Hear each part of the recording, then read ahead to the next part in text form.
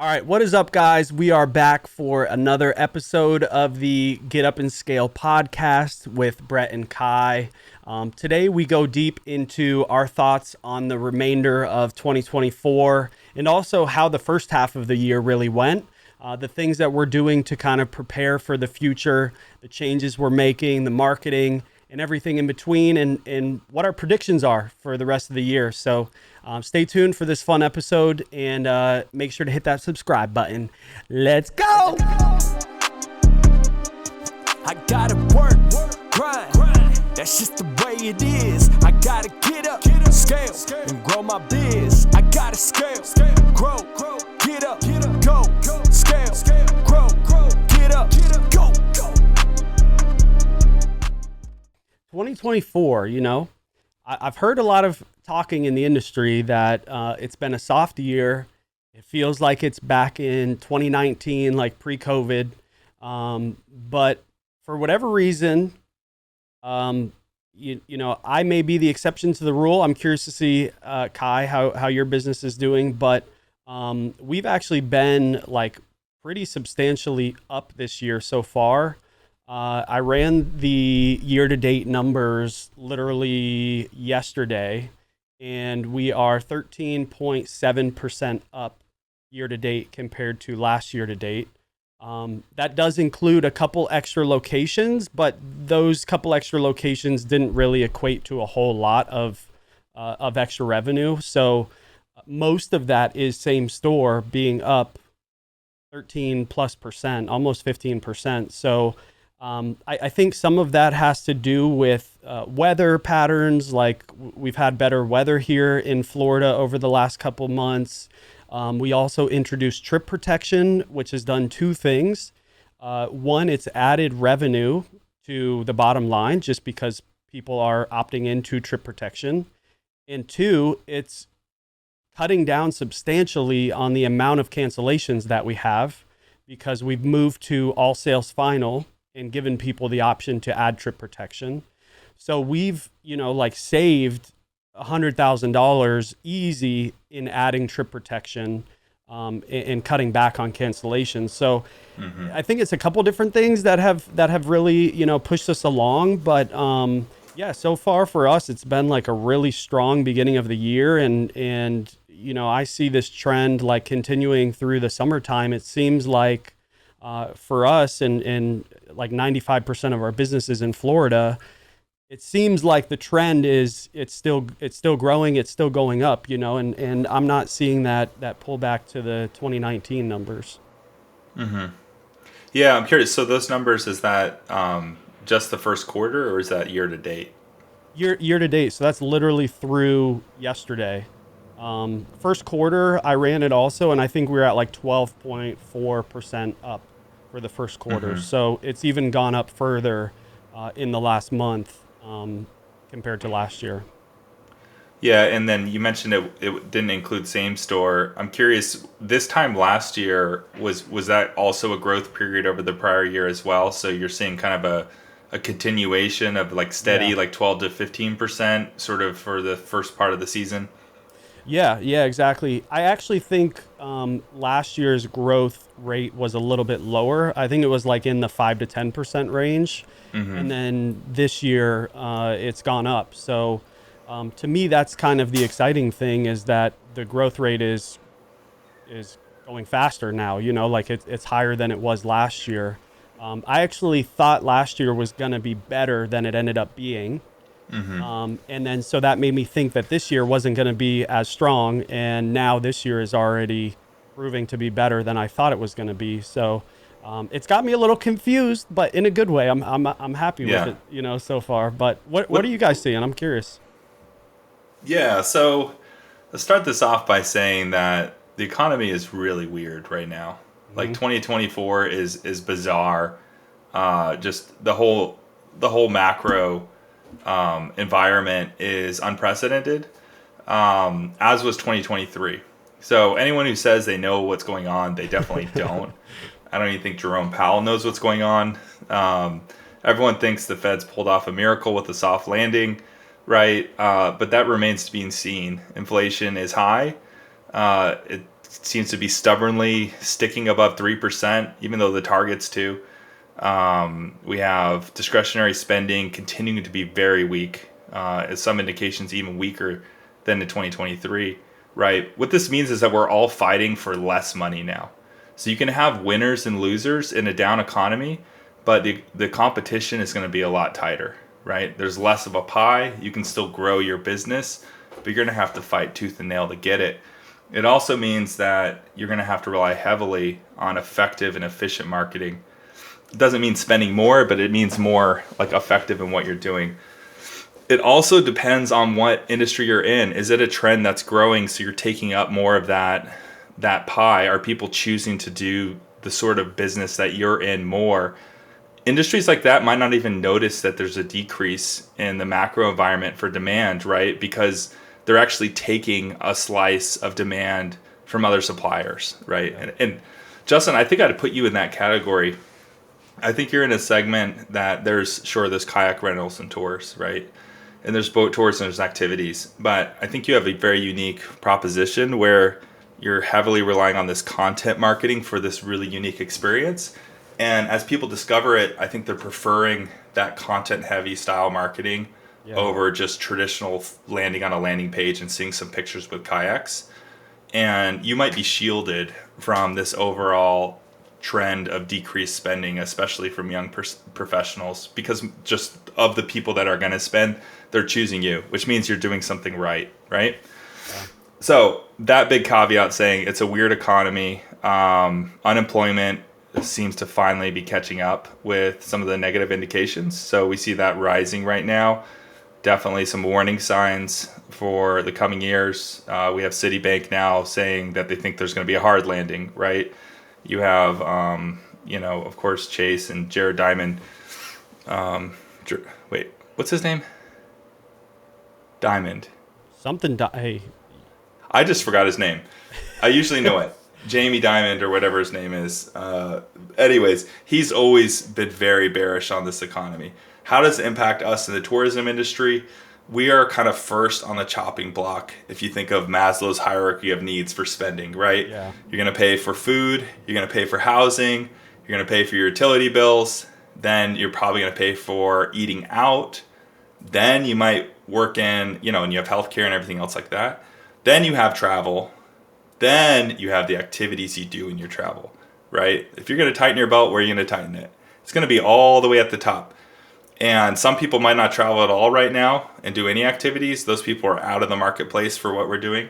But some people still are going to travel, and they're either going to be more selective about what they do, or they're just not going to, they're going to do things that are free, right? Yeah. So if you have a bachelor party, you're getting together with your friends, you get that hotel, everyone just goes, hangs on the beach, throws a football around. Maybe we're going to do that instead of get that party boat, right? So this is a challenging environment. This can be an environment where the wheat is separated from the chaff. So what does tour scale see right now? We're seeing a lot of mixed signals. We have a lot of positive indications in a lot of our markets that the markets are responding to the specific things we are doing. So we've concentrated our efforts in certain markets, and we've seen a response. In those markets, there's 4 of them I'm thinking right now. On the quarter, we're up 20% over last year, which is really good. Nice. Overall, our system sales are up on the year. I believe I want to say about 12%, Justin, similar to you. Nice. However, we have a lot of new revenue in our system. So same store, right now, I think we're like dead even. We were hoping for like a partial recovery beginning first quarter of this year, and we're not seeing much of it. So to the extent that we're able to be successful in driving growth, it's really taking a concentrated and concerted effort with tweaking our value proposition. So some things we're doing that's working. Deposits on tours. Never done it in the past. We've gone all the way down to $99 deposits. It's definitely growing sales, right? If things are tighter with discretionary spending, make it easier for them to pull the trigger when you're on the phone with them to close that sale. The other thing is added value. So in some of our markets, we have a beer and wine shop. We're throwing in 1 drink free for all tours, right? That's huge. It doesn't cost us that much. We have a wholesale account, right? It might cost us like $2.50 for that free beer. Yeah. But for the consumers, their idea of the value of this tour is way more than the value we're providing. That seems to be working. We've redone all of our websites the last 3 months. Actually, Brett deserves a huge shout out. Tweaked a lot of things to get higher conversion rates. We've redone our booking checkout flow, like every single location. We've, Brett, we can go on. We've changed a lot of the content that we have. We've tweaked all of our ad campaigns. So we're doing a lot right now, and we're seeing it make an impact. But regardless, we definitely feel that there's a lot of headwinds for demand for our industry. Probably, I would say it could be for the rest of the year. Yeah. I find that, and I'm curious if it's the same for you guys, but our Google ad cost per click has gone down actually pretty substantially over the last 2 months. I'm curious if that's because other operators may be a little hesitant on their spending right now. Maybe it's something else, but have you guys seen anything like that, like any trends on the marketing side where you're like, hey, this is really starting to pay off? Maybe some of those changes that you made that made the biggest differences? Yeah. It's pretty odd what we've been noticing. And I would say, like, off the bat, it definitely varies by location. Like, for instance, we have some Florida locations that are seeing more trends like you, Justin, some that are blowing up. And then, you have different markets throughout the country that are just different. But the rule of thumb that I found is the cost for attention on like these content ad platforms like Meta, TikTok, Snapchat, those are actually a little higher when you're just saying like target females with a birthday coming up.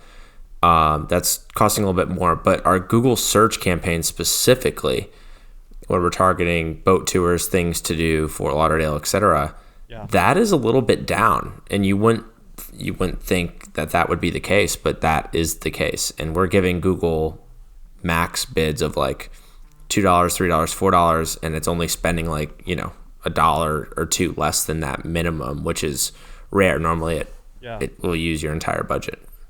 Yeah, it's interesting. Like I think across the board our cost per click is down to like $1.06 or something, and last year this time it was probably double that. And that's on Google? Yeah, on Google. Well, Google's earnings report, their revenue for AdWords is tanking right now. Yeah. If they're blaming it on AI, they're saying that they're getting less eyes on it, that people aren't using their search. They're not using search as much as they used to, which is driving revenue for AdWords down, according to them. It makes sense. I also saw Arrival. Quick shout out to Arrival. I am a pro member myself. They did send out a report actually today. Bruce, I found one. They sent out a report today on the Outdoor Adventure and Activities Traveler. And I actually found like there was some pretty interesting takeaways as far as like where people are finding tours. Specifically in the outdoor industry. Most of them are still coming in through Google, but number 2 was actually through YouTube. And then number 3 was family and friends recommendations. So it just caught my eye as I was reading the report earlier. Like it's very interesting and something that I've personally been harping on within Get Up and Go is like, we need to be posting on YouTube all the time, every day. And we have since 2 Octobers ago on our main account have been posting 3 shorts every single day for almost 2 years now. And we've grown from 300 subscribers up to 7,500. And we have like 5 million views on YouTube now. And just today I was looking at our YouTube numbers, and like today we had like 400,000 views on YouTube alone. And I was just like, so I don't know if something's happening there, but seeing their report kind of sparked a little like light bulb into what I've been seeing too. Is that I do think a lot of people are finding us coming in through YouTube and socials more than ever, and it's interesting because now is also the time where today is probably the most anyone's posted on Instagram out of any day. Like every day, there's more and more content going out. And so it's starting to become harder and harder to kind of, rise to the top. But I think the people that are really doing these things and spending the time and effort are getting the most out of it. And yeah, it was just like an interesting call out. They also had some information about like how far out people are booking. A lot of it is starting to come back to being closer to the activity date. So there, there's some definite kind of industry happenings right now, especially in the outdoor world, that I thought was interesting. My biggest concern with YouTube is just how young the demographic is. It's like I don't know. I want to say once I looked at it, like 80% of the YouTube Shorts traffic is under 18, for instance. Maybe that's outdated, but I've always been kind of hesitant to focus on YouTube too much because the demographics are pretty far away from ours, like young professionals. Whereas it seems like it's very, very young, or like the type of chronically online people who aren't going out and doing kayak tours. Let's say there might be a little bit of hair on the neck, and there might not be windows where they're living. It might be a little bit basementy. But am I wrong on that? Like, do they have data on terms of who these viewers are on YouTube and YouTube Shorts? Yeah, so I haven't gone down too deep into seeing like the age range of people that are typically seeing our posts on there.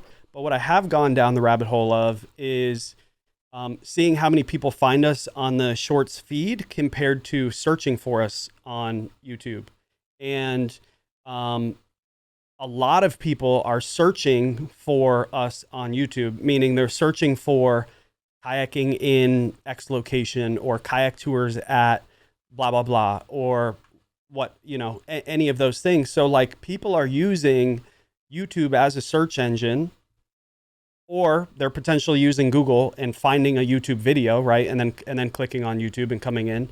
But I'm seeing that a lot of people are finding us from search on YouTube, which is really interesting.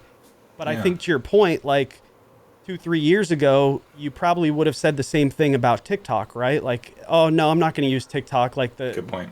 The users are way too young for our activities. It's all teens. Like they're not going to come out and do this drinking thing. And to that point, like TikTok on that report, TikTok was the 5th thing right under Instagram and Facebook. So, and they all shared like Instagram was 23%, Facebook was 22%, TikTok was 21%, right? So they're all right there together.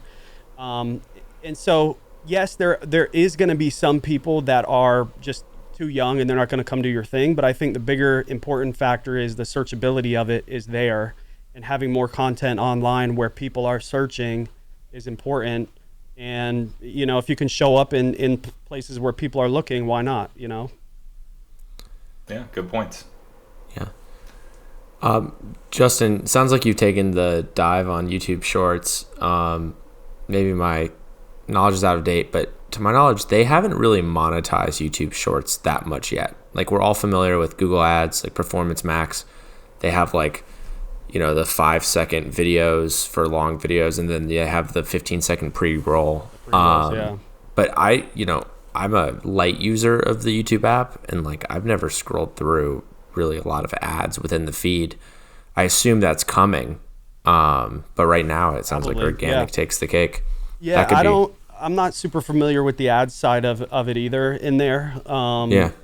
But we finally reached our goal of being able to be monetized on YouTube. So it could be an extra income stream for us too, which is kind of interesting. So that's another kind of bonus of using YouTube Shorts, is just that over time it's allowed us to now build 7,500 subscribers. So anytime we release new videos, they all get a notification. So that means whenever we release a new location video, right, like 7,500 people get to instantly see that new location. And I think the biggest thing in YouTube is just the searchability of it. That's where I think we're seeing the biggest value is just people searching for our activities on YouTube. Yeah. Getting back to the discussion about like decreased discretionary spending, I just wanted to bring up a topic, which is we know that it's down, right? Like that's a fact. Like people are spending less on discretionary items, which maybe we should explain that.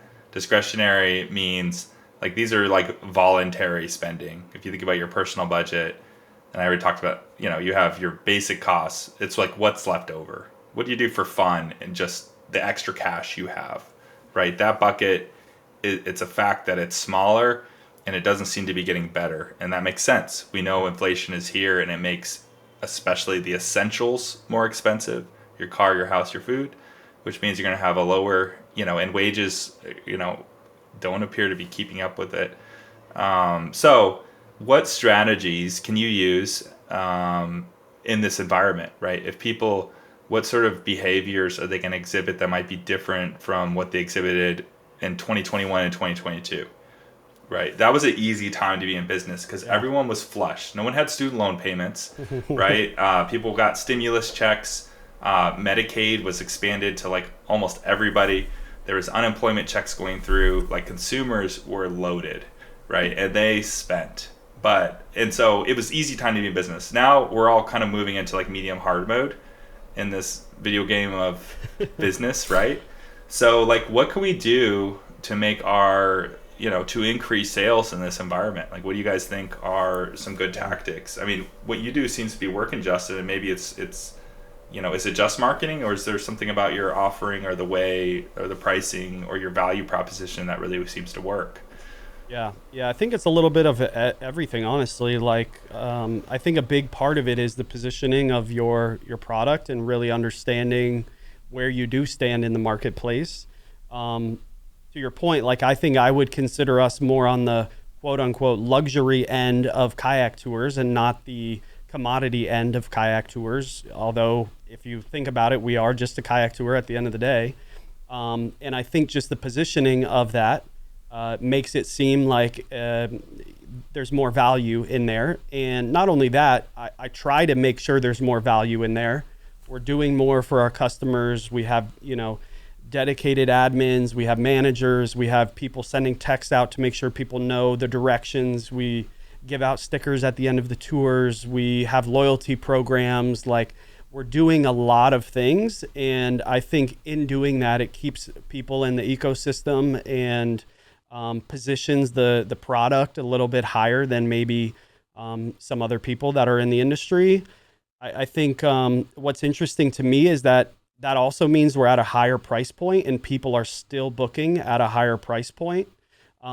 So I think where some people might be trying to cut back and lower rates so that they can just get people in the door, we're actually just holding where we're at. And even in some markets, like raising our prices and really paying attention to demand when it's busy and adjusting for that, whether that means raising $5 knowing that Mother's Day is coming up, or raising on July 4th, getting ready for the summer. Just doing a lot of different things to really kind of stay ahead of that, I think. And then, of course, the marketing is always going to come back and help. And I wanted to refer back to this report from Arrival real quick, but they had the average spend per activity in 2019 was $144. 2021, it went up to $404.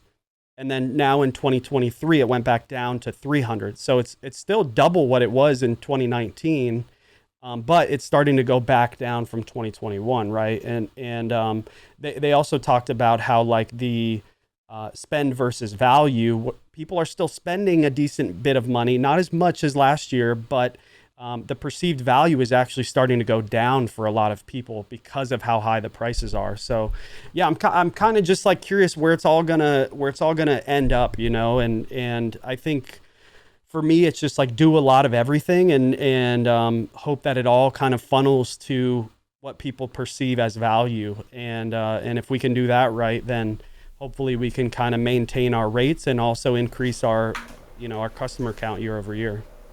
Yeah, I think you brought up some really good points. I mean, I think in this sort of environment, market position is key, right? Like, where are you? Are you discount? Are you mainstream? Yeah. Are you commodity? Are you luxury, right? Because people that are in the luxury market, I feel like things can be a little more stable, perhaps. Yeah. Maybe those sort of spenders are less constrained in this environment right now than others. But I mean, at the end of the day, I think value proposition is everything, right? It's like, what is the perceived value of your tour versus the price that they're seeing, right? And the price that they're seeing might be different than the price that it is.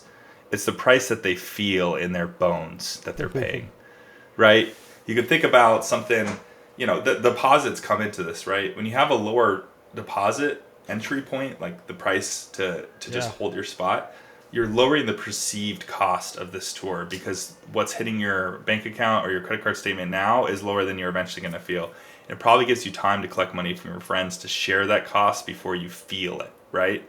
And so it's like, I think that's key, right? Is feeling like they're getting more value than they're paying, not the same or less. Yeah. And so how do you communicate that value to them through your website and through your marketing, right? I think, we just did this for a new website. We're throwing the value proposition like in their face, like everywhere you're seeing. It's like, this is what you get, right? The videos need to be like quick, like in 10 seconds is like, here's all the highlights, the highlight reel of what you're getting from this experience, right? 1 free drink per rider, sound system, motor system, party captain. We need to do even better job than that, right? Now we have these large like images, like you can see here, that pop up, and the $99 deposit lowers like the perceived cost of it. So yeah, I think that's key. And I think your positioning on the luxury end too, I think is smart for what you're doing, right? If you're doing something else, it might be smarter to do something else. But it's curious to me that maybe that these luxury higher value proposition tours, might be more resistant to this, people being a little bit more picky what they're spending on. I mean, the let's face it, the people with the highest household income don't feel the same pressures as the other people that are losing on their discretionary income. No matter what, they're going to have the extra $200 to come do a kayak tour. Even though I'm quote unquote a luxury kayak tour, it's only $200 for 2 people. At the end of the day, the top percent of household income people have that extra $200.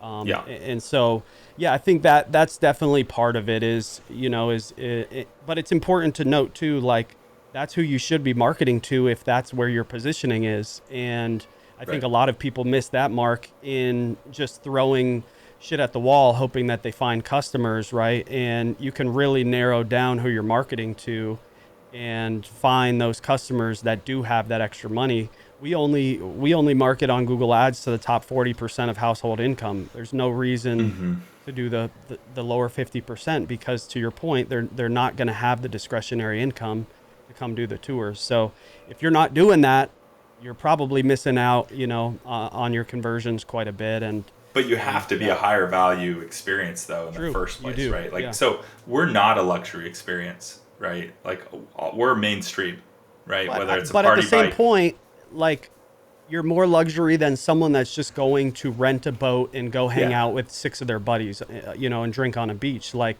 I think there is some luxuriness to your tour in that it comes with a captain, it comes with the speaker, it comes with those extra things that you just mentioned, right? Like that to me is a luxury tour. Like you could just be going out on a boat with no extra things, Yeah.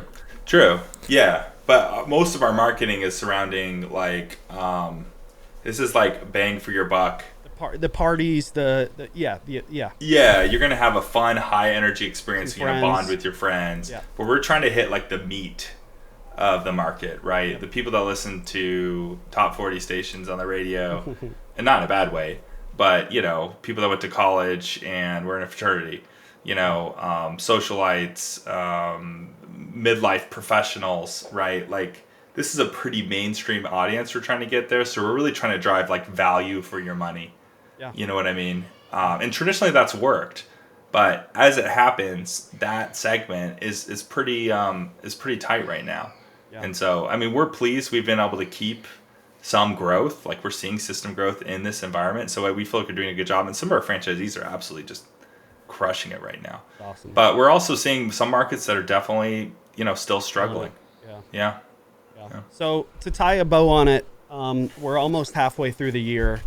What do you think the second half of the year is going to end up looking like? I know we've got a big question mark coming with the election, right? And just a lot of unknowns as we get into the summer and beyond here.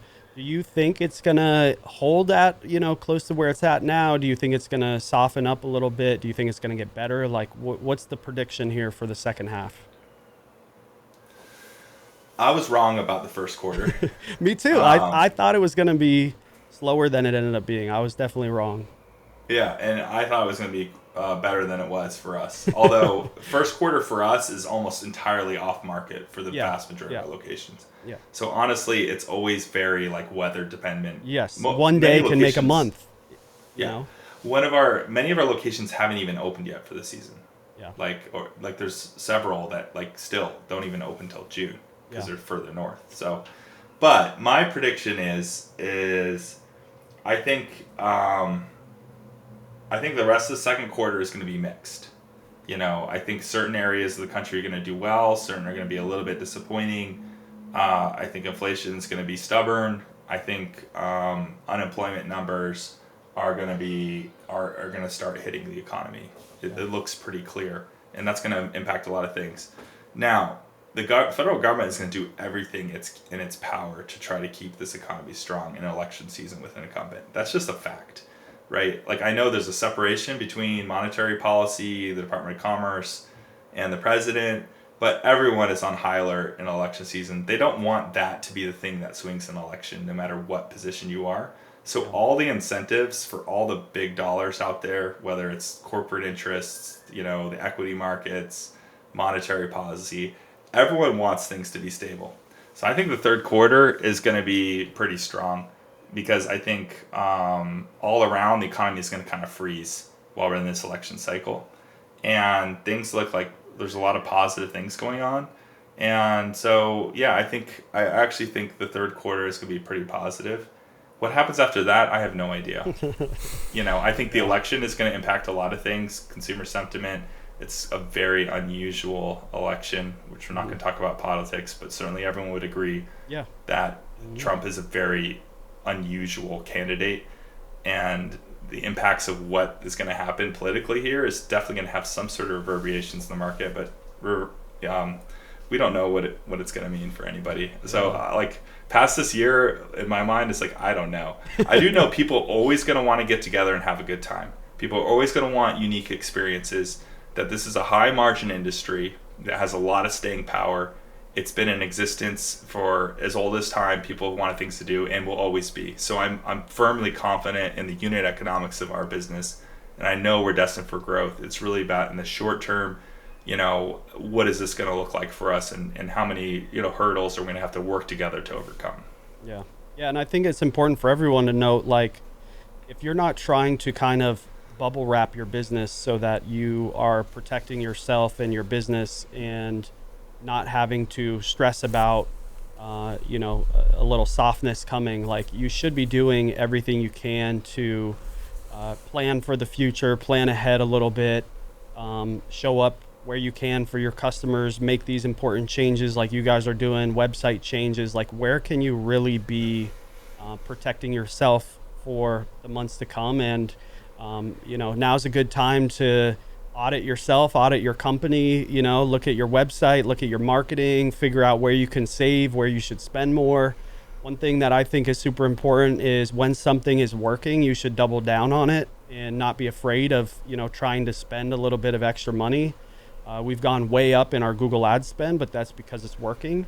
I think people are hesitant to double down on things when it is working, and then they miss the mark and they're too late for it when it stops working. So don't be afraid to do that, and also try to protect your business as much as you can, especially in this question mark of 2024 that the second half of the year is probably going to end up being. Yeah, for sure. It's a good time to be a part of a franchise too, I think, right? You're not wrong. Sure. You're not wrong. Like, yeah, it's You're being not a on part of your a own. system. You have all the resources, all the other people thinking about it, the community you can share with, the support from the franchise. When the market gets tough, you have people in a foxhole with you, Yeah. And so I think this is the time when franchises can shine. Yeah. Brett, what do you got for us? No, I agree. I think we're going to put our nose to the grindstone, continue to make innovations in paid advertising, and capture some good content and get out there on YouTube. But I'm feeling good about this quarter. I mean, like, as Kai knows, like, as we're deploying campaigns and making changes, like, it's noticeable. And Working. that's not always the case, when there's a lot of competition bidding. So we're going to keep at it. Awesome. Thank you, guys. Enjoy the rest of your day for those of you listening. And if you're watching, yeah, and good luck with sales, everybody. bye. I gotta work, grind. That's just the way it is. I gotta get up, scale, and grow my biz. I gotta scale,